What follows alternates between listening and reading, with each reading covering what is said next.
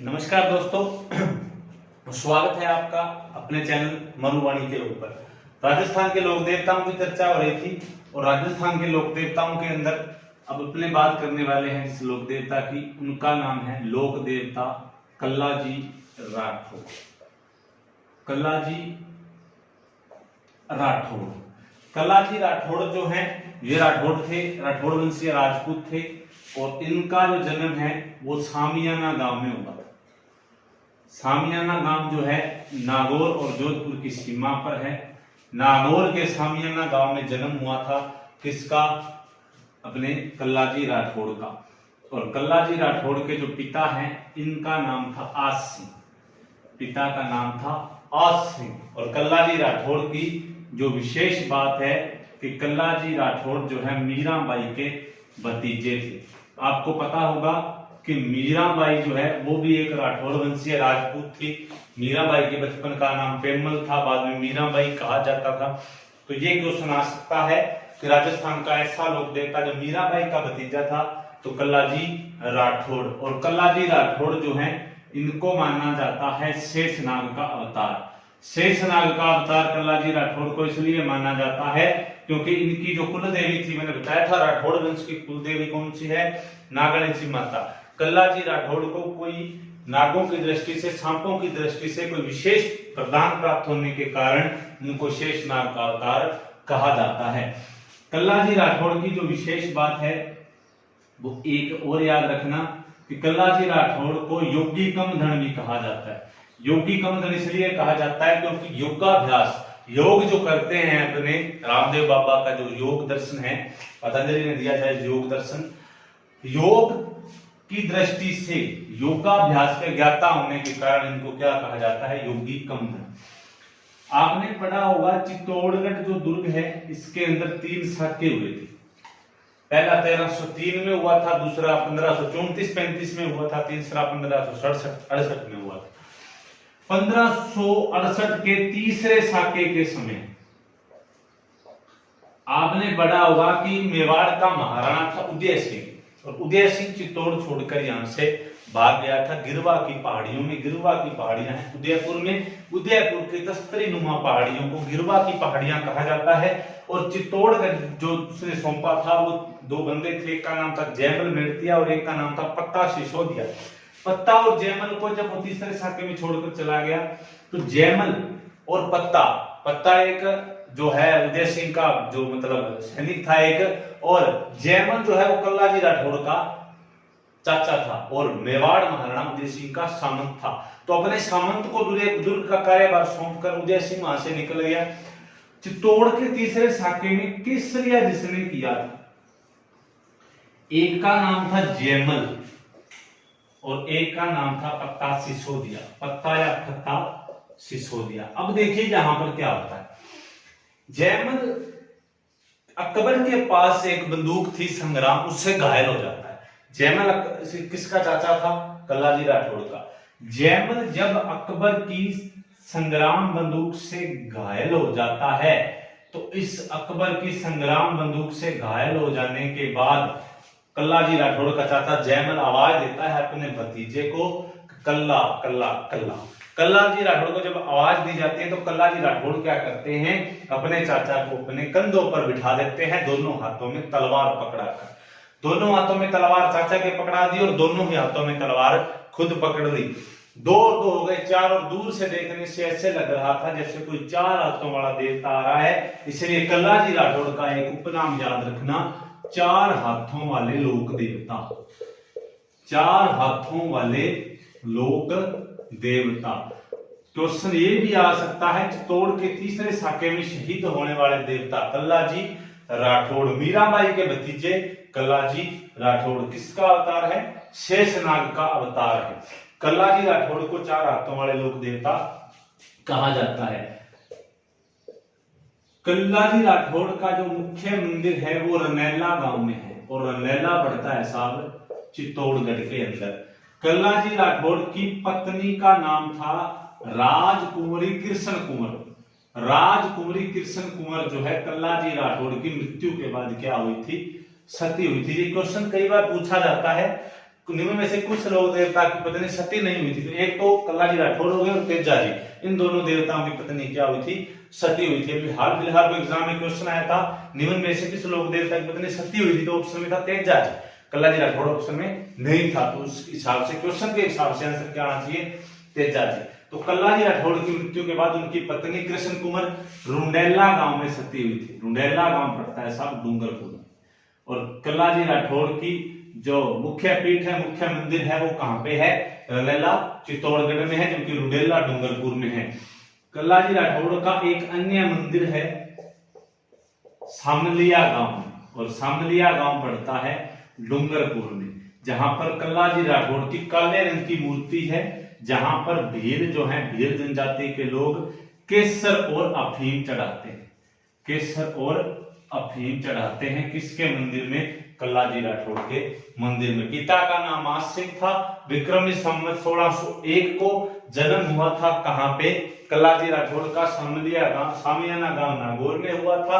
मुख्य पीठ रुंडेला चित्तौड़गढ़ में है। 4 हाथों वाले लोक देवता कहा जाता है, योगी कमदन इनको कहा जाता है, शेषनाग का अवतार इनको कहा जाता है।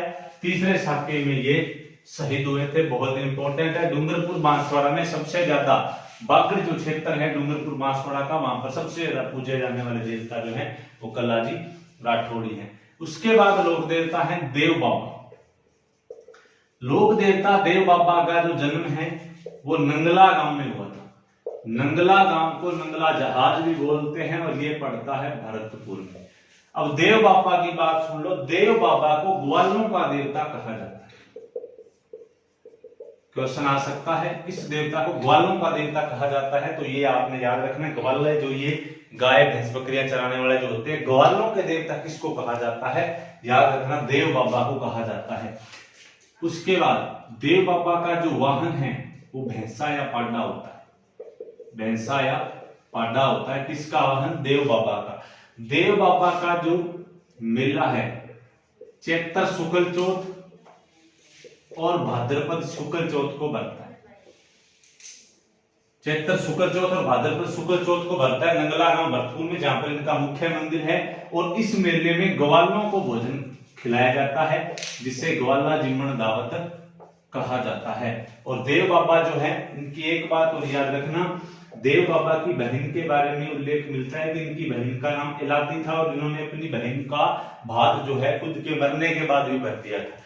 क्वेश्चन आ सकता है, किस लोक देवता ने मरने के बाद भात भरा था, तो याद रखना देव बाबा ने। कहां पे है मंदिर, नंगला जहाज भरतपुर में है। देव बाबा का मंदिर नंगला जहाज भरतपुर में है। अगले जो लोक देवता है इनका नाम है मामा देव जी। मामा देव जी, और मामा देव जी के मंदिर की वैसे तो कोई डिटेल नहीं है, लेकिन इनकी 2 बातें याद रखना। मामा देव के मंदिर में प्रतीक चिन्ह के रूप में तोरण रखा जाता है। लकड़ी की कलात्मक कलाकृति जिसका प्रयोग शादी के अवसर पर होता है, जिसको तोरण बोला जाता है। तोरण किस लोक देवता के मंदिर में प्रतीक चिन्ह के रूप में रखा जाता है, मामा देव जी के। ये क्वेश्चन मैंने आपको पहले भी बताया था। मामा देव जी के मंदिर में प्रतीक चिन्ह के रूप में तोरण रखा जाता है। देव नारायण जी के मंदिर में प्रतीक चिन्ह के रूप में ईंट रखी जाती है। हड़बू जी के मंदिर में बैलगाड़ी होती है, और हरिराम जी के मंदिर में सांप की बांबी रखी जाती है। उसके बाद मामा देव जी को वर्षा का देवता भी कहा जाता है। तो ये इंपॉर्टेंट क्वेश्चन है, आ सकता है, किस देवता को वर्षा का देवता कहा जाता है, मामा देव जी। वर्षा की देवी किसको कहा जाता है, वर्षा की देवी जो है वो कहा जाता है किसको, मल्लीनाथ जी, लोक देवता मल्लीनाथ जी की पत्नी रूपा देवी को। उसके बाद है साहब अगले लोक देवता ओम बन्ना जी। ओम बन्ना जी, ओम बन्ना जी हाल फिलहाल काफी चर्चा में है, ड्राइवर सबसे ज्यादा पूछते हैं। आज से 40-45 साल पहले सन 1971 के अंदर लोक देवता ओम बन्ना जी का एक्सीडेंट हुआ था, और इनकी जो बुलेट बाइक थी उसको थाने में लाया गया था, पुलिस थाने में, लेकिन उनकी बाइक उसी जगह पर आकर रुक जाती थी। बाद में क्या किया गया, उस जगह पर मंदिर बनाया गया, और उनके मंदिर में, ओम बन्ना जी के मंदिर में वही बाइक रखी हुई है। अब ओम बन्ना के बारे में सुन लीजिएगा। ओम बन्ना जी का मंदिर जो है वो चोटीला गांव में है। चोटीला गांव गुजरात और राजस्थान को जोड़ने वाला जो हाईवे है, इस हाईवे पर है। और चोटीला गांव जो है वो किस जिले में है, पाली में है। ओम बन्ना के मंदिर में प्रतीक चिन्ह के रूप में क्या रखी गई है? अपने bullet bike, bullet motorcycle. Question आ सकता है किस लोक देवता के मंदिर में प्रतीक चिन्ह के रूप में बुलेट मोटरसाइकिल रखी हुई है? ओम बन्ना जी के। ओम बन्ना जी के वैसे शराब भी चढ़ती है और ओम बन्ना को सबसे ज्यादा जो है वो कौन पूजते हैं? ड्राइवर। तो ड्राइवरों के कुल देवता या आप कह सकते हो आराध्य देवता। कुल देवता और आराध्य देवता में ओब्लिक में इसलिए लिखवा रहा हूं कि ड्राइवर कोई वंश नहीं है, एक समाज है। जो ड्राइवर कोई भी हो सकता है जो गाड़ी चलाता है। तो इसलिए यह बात आप याद रखना, एक समुदाय विशेष जो है ड्राइवर जो है तो सबसे ज्यादा किसकी पूजा करते हैं? ओम बन्ना की। ड्राइवरों के जो कार होएगी या ट्रक होएगी या बस होएगी उसमें ओम बन्ना जी का जो चित्र है वो होता ही होता है। उसके बाद अगले लोक देवता है केसरिया कुंवर जी। लोक देवता केसरिया कुंवर जी, इनका जो मंदिर है वो नीम के नीचे होता है। और केसरिया कुंवर जी जो है ये अपने लोक देवता गोगा जी के क्या थे? पुत्र थे। और इनकी एक ही बात याद रखना है कि इनके मंदिर में सफेद ध्वजा होती है, बस। या क्वेश्चन ये आ सकता है कौन सा लोक देवता गोगा जी का पुत्र था? तो केसरिया कुंवर जी। उसके बाद है रूपनाथ जी या झरड़ा जी। रूपनाथ जी या झरड़ा जी, मैंने आपको बताया था कि पापू जी की मृत्यु किससे लड़ते वक्त हुई थी? पापू जी की मृत्यु जींद्राव खिंची से लड़ते वक्त हुई थी। और ये जो रूपनाथ जी हैं इनके पिता का नाम मिलता है बुड्ढो जी राठौड़। और रूपनाथ जी या झरड़ा जी जो हैं ये पापू जी के क्या थे? भतीजे थे। और इन्होंने क्या किया था? जींद्राव खिंची को मारा था। जींद्राव खिंची को मारकर पिता व चाचा की हत्या का बदला लिया था।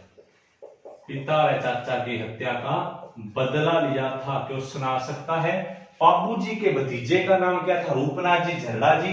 कौन सा लोक देवता जींद्राव खिंची को मारकर पापू जी की हत्या का बदला लेता है? तो आपका आंसर आना चाहिए रूपनाथ जी या झरड़ा जी। और एक बात याद रखना, हिमाचल प्रदेश में रूपनाथ जी को बालकनाथ के नाम से पूजा जाता है। क्वेश्चन आ सकता है राजस्थान का ऐसा देवता जो हिमाचल में बालकनाथ के नाम से पूजा जाता है? तो ये आपका आंसर आना चाहिए रूपनाथ जी या झरड़ा जी। तो ये छोटे छोटे देवता हैं एक एक लाइनों के, इनकी कोई ज्यादा वो डिटेल वाली बात है नहीं। उसके बाद सुनिएगा अपने लोक देवता है आलम जी। आलम जी लोग, इनका क्वेश्चन आया था अपने ग्राम सेवक के अंदर, ग्राम सेवक 2016 में। इनका जो मूल नाम है, वास्तविक नाम है वो था जैतमलोत राठौड़। क्वेश्चन यही आया था कि जैतमलोत राठौड़ किस लोक देवता का वास्तविक नाम था? आलम जी का।